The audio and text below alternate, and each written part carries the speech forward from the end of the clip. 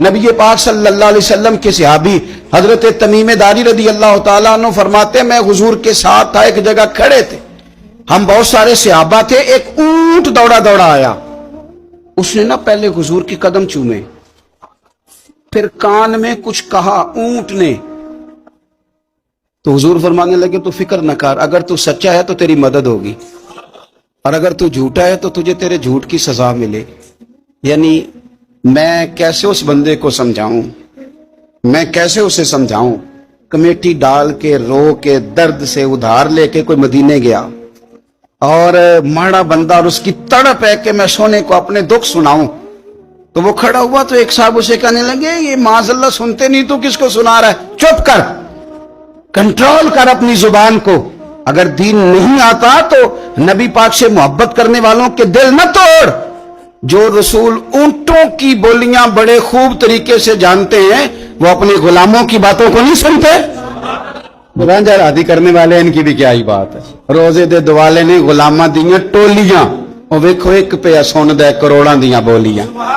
اونٹ آیا، آ کے اس نے پہلے قدم چومے، کان میں کچھ کہا، حضور نے فرمایا تو فکر نہ کر، اگر تو سچا ہے تو جیسے تو کہتا ہے ویسے ہو جائے گا، اور اگر تو جھوٹا ہے تو پھر تجھے تیرے جھوٹ کی سزا بھی ملے گی۔ تھوڑی دیر گزری تو حضرت تمیم داری رضی اللہ تعالیٰ عنہ فرماتے ہیں کچھ لوگ دوڑے دوڑے آئے، عرض کرنے لگے حضور یہ ہمارا اونٹ بھاگ آیا ہے اور 3 دن سے بھاگا ہے، مل نہیں رہا۔ حضور فرمانے لگے یہ تو تمہاری شکایت کر رہا ہے، یہ تو کہہ رہا ہے یا رسول اللہ میں نے گرمی سردی میں ان کی خدمت کی، اور جب میں بوڑھا ہو گیا تو انہوں نے مجھے افزائش نسل کے لیے رکھ لیا، میری نسل سے ان کے کتنے اونٹ پیدا ہوئے، اب میں بوڑھا ہو گیا ہوں تو مجھے کاٹ کے ذبح کر کے کھانا چاہتے ہیں۔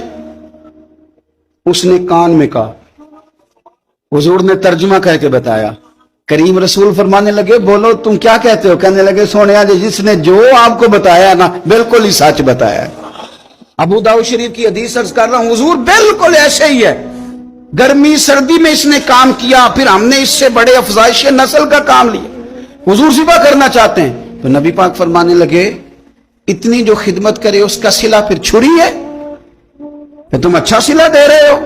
کہنے لگے حضور ہم کچھ نہیں کہتے، ذبح بھی نہیں کرتے، آپ اس کو دے دیں۔ حضور فرمانے لگے اب نہیں میں تم پہ اعتماد کرتا، اس طرح کرو میرے ہاتھ بیچ دو۔ 100 دینار کا میرے نبی پاک نے اونٹ خرید لیا۔ حضور نے نا اونٹ کو تھپکی دی، فرمایا جا تو آزاد ہے۔ اونٹ نے نا پتہ نہیں کیا باتیں کی، ایک بات کی تو حضور نے فرمایا آمین، دوسری کی تو کہا آمین، تیسری کی دعا کی تو کہا آمین، چوتھی بات اونٹ نے کی تو نبی پاک رو پڑے۔ اونٹ چلا گیا، صحابہ کہتے ہیں عرض کی یا رسول اللہ اونٹ نے کیا کہا ہے؟ تو حضور فرمانے لگے اس نے پہلی دفعہ یہ کہا ہے کہ یا رسول اللہ اللہ آپ کو میری طرف سے، اسلام کی طرف کے اور قرآن کی طرف سے بہترین صلہ عطا کرے۔ تو میں نے کہا آمین، اور پھر اس نے کہا دوسری دعا دی، اے اللہ کے پیارے رسول صلی اللہ علیہ وسلم جس طرح آپ نے آج میرا خوف دور کیا ہے، میں دعا کرتا ہوں اللہ آپ کی امت سے قیامت کا خوف دور کرے۔ اور میں نے کہا آمین، تو نبی پاک صلی اللہ تعالی علیہ وآلہ وسلم فرماتے ہیں پھر اس نے تیسری دعا کی، عرض کی یا رسول اللہ صلی اللہ تعالی علیہ وسلم جس طرح آج آپ نے میرا خون بچایا ہے، سنیا میری دعا ہے رب تیری امت کا خون محفوظ کرے۔ تو میں نے کہا آمین۔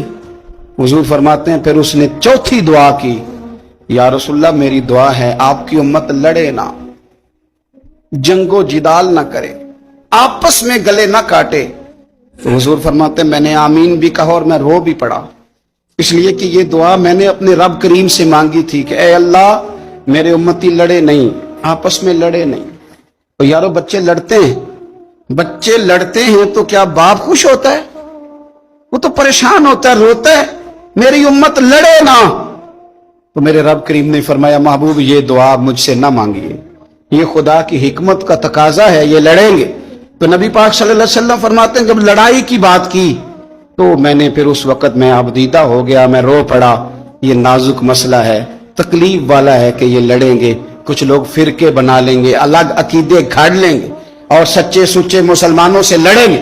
میرے بھائی یاد رکھ لیں کہ رسول پاک تو جانور اندھیرے میں ڈوب جائے تو نکال دیتے ہیں، تو امتی کیوں کہیں اور روشنی تلاش کرتا پھرتا ہے؟ وہ روز کہے کہ ماہ مدینہ اپنی تجلی عطا کرے.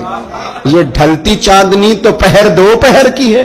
میرے رسول پاک صلی اللہ علیہ وسلم ہر ایک کا خوف دور کر دے, ہر ایک کی پریشانی دور کر دے, ہر ایک کو حضور نواز دے, ہر ایک پر کرم نوازی